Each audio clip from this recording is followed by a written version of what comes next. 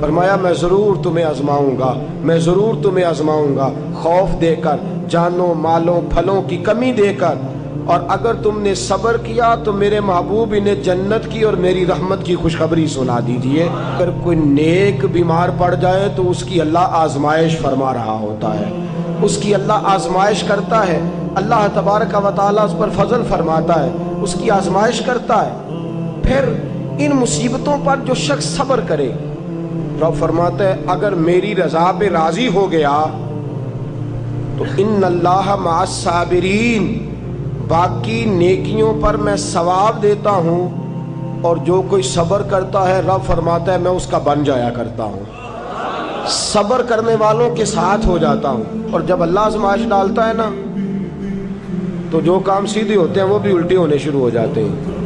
جب خدا کی طرف سے وَلَنَبْلُوَنَّكُمْ بِشَيْءٍ مِّنَ الْخَوْفِ وَالْجُوعِ وَنَقْصٍ مِّنَ الْأَمْوَالِ وَالْأَنفُسِ وَالثَّمَرَاتِ، جب اللہ کی طرف سے آزمائش آتی ہے، جب انسان پر اللہ کی طرف سے کوئی چیز نازل ہوتی ہے، آپ سونے کو ہاتھ رکھتے ہیں تو مٹی ہو جاتی ہے، آپ کسی طرف بھی، بہت سے دوست آ کے کہتے ہیں جی قدم آگے اٹھاتا ہوں جاتا پیچھے ہے، کیا کروں؟ تو میں اکثر عرض کرتا ہوں کہ تھوڑے دن قدم اٹھانا ہی چھوڑ دیں۔ کیا کریں؟ بیٹھ کے اللہ اللہ کریں، صبر کریں، دعا کریں۔ کچھ وقت انسان پر ایسا ہوتا ہے، تِلْكَ الْأَيَّامُ نُدَاوِلُهَا بَيْنَ النَّاسِ، جو اللہ نے انسان کے دن بدل کے رکھنے ہوتے ہیں، کچھ وقت ایسا ہو، پھر ایک وقت آتا ہے کہ وہی انسان مٹی میں ہاتھ رکھتا ہے تو اللہ اسے سونا بنا دیتا ہے۔ رب آزمائش کرتا ہے، رب آزماتا ہے۔ جو لوگ مصیبتوں پر صبر کرتے ہیں، جو لوگ مصیبتوں پر صبر کرتے ہیں، سید عالم نور مجسم شفیع معظم صلی اللہ تعالی علیہ وسلم نے فرمایا، رب فرماتا ہے ایک بندہ اللہ کی بارگاہ میں کھڑا ہوا، قیامت کا دن ہے، فرشتے نامہ اعمال کھولنے لگے۔ اللہ نے فرمایا فرشتوں تمہیں پتہ ہے میں نے اسے دنیا میں بڑے دکھ دیے تھے، اس پر بڑی آزمائشیں آئی تھیں، اس نے زندگی بڑی تکلیف میں گزاری تھی، تمہیں خبر ہے؟ یا اللہ ہم جانتے ہیں، بڑا صابر ہے، بڑا صابر ہے، اس نے صبر کے ساتھ وقت گزارا، صبر کے ساتھ اپنے اوقات کو طے کیا۔ رب فرماتا ہے جو اتنا صبر کرے میں اس کا نامہ اعمال ٹٹولوں، اس کا نامہ اعمال کھولتے ہوئے مجھے شرم آ رہی ہے، سارا کچھ لپیٹ دو اور بغیر حساب کتاب اسے جنت میں داخل کر دو۔ یہ صبر کرنے والا ہے، یہ صبر کرنے والا ہے۔ بڑی خوبصورت حدیث، بڑی، بخاری شریف میں موجود ہے۔ بخاری شریف کی یہ حدیث ایسی ہے جسے میں جب بھی پڑھتا ہوں میں چوم لیتا ہوں۔ حدیث کیا ہے؟ رسول کریم صلی اللہ تعالیٰ علیہ وسلم نے فرمایا، رب فرماتا ہے ایک بندہ ہے، اس کو میں نے آنکھیں نہیں دی، اس کو میں نے آنکھیں نہیں دی، اندھا ہے، پیدائشی اندھا ہے یا بعد میں کسی وجہ سے ہو گیا، اس کے پاس آنکھیں نہیں، لیکن اس نے زندگی بھر صبر کیا، اس نے زندگی بھر صبر کیا۔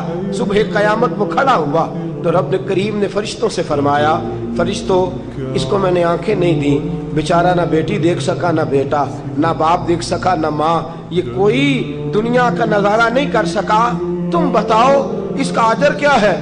فرشتے کہتے ہیں مولا جنت کا اعلیٰ درجہ دے دے، اللہ اسے بے حساب بخش دے۔ رب فرماتے اس نے ساری زندگی بغیر آنکھوں کے صبر کیا ہے، اسے صرف جنت نہیں ملے گی بلکہ آج اسے اس کا رب اپنا دیدار بھی کرائے گا۔ فرمایا قیامت میں لوگ جنت کے نظارے کریں گے اور یہ اللہ کا دیدار کرے گا، اس کو رب کریم کے جلوے دکھائے جائیں گے، اس لیے کہ یہ صابر رہا۔ اور میرے اعلیٰ حضرت فاضل بریلوی رحمۃ اللہ علیہ فرماتے ہیں جو صابر ہوتا ہے نا، توجہ ہے آپ کی، میری بات کی سمجھ آ رہی ہے؟ اعلیٰ حضرت فرماتے ہیں بڑا قیمتی جملہ، فرماتے ہیں جو صابر ہوتا ہے وہ سکون میں ہوتا ہے۔ شیخ سعدی رحمۃ اللہ تعالیٰ علیہ کے پاس ایک شخص آیا، کہنے لگا حضرت جی دیکھیں نا میرے پاس اتنے بھی پیسے نہیں کہ میں جوتے لے سکوں۔ وہ فرمایا صبر کر اللہ دے گا۔ کہنے لگا جی صبر ہی کیا ساری عمر، اس نے جوتے لینے کے برابر بھی پیسے نہیں دیے، ننگے پاؤں پھر رہا ہوں۔ شیخ سعدی رحمۃ اللہ تعالیٰ علیہ نے اس کا بازو تھاما، ایک گھر میں لے گئے، دروازے پہ دستک دی، گھر کا مالک باہر آیا، اس نے دونوں طرف بیساکھیاں پکڑی ہوئی ہیں، ٹانگیں تو ہیں پر پیر ہی کوئی نہیں۔ فرمانے لگے بتا یہ اچھا ہے کہ تو کہنے لگا جی میں آپ سے بھی معافی مانگتا ہوں، اپنے رب سے بھی معافی مانگتا ہوں۔ نبی پاک صلی اللہ تعالی علیہ وسلم نے فرمایا خدا اگر تجھے مصیبت دیتا ہے نا، اور ان مصیبتوں پر جب اللہ تجھے قیامت میں اجر دے گا تو تیرا دل چاہے گا کاش سکون ہوتا ہی نہ، آزمائشیں ہی آزمائشیں ہوتی، تو وہ اجر دیکھے گا۔ وہ کسی دانشور نے کہا تھا کہ میرا باپ انتقال کر گیا، 6 مہینے گزرے تو میرا 18 سال کا بیٹا بھی انتقال کر گیا۔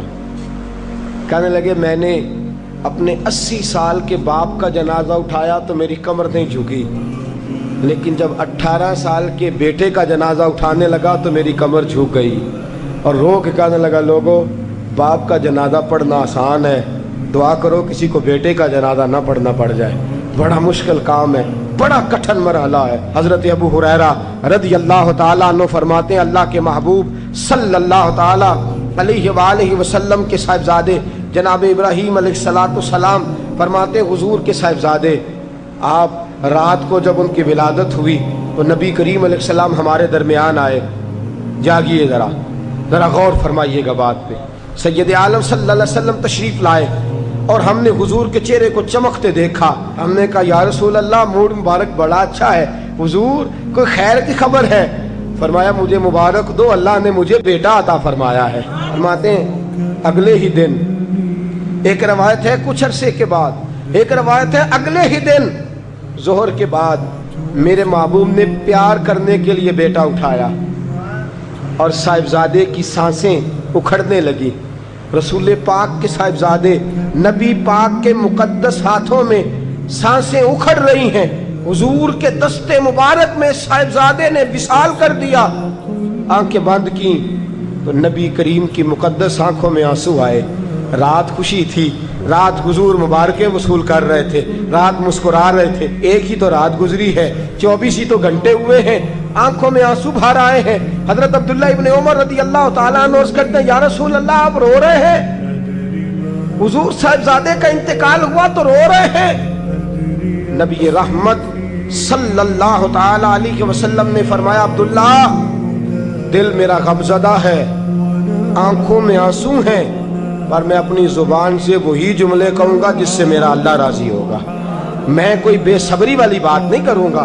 اور یاد رکھیے مصیبتیں اللہ کے پیاروں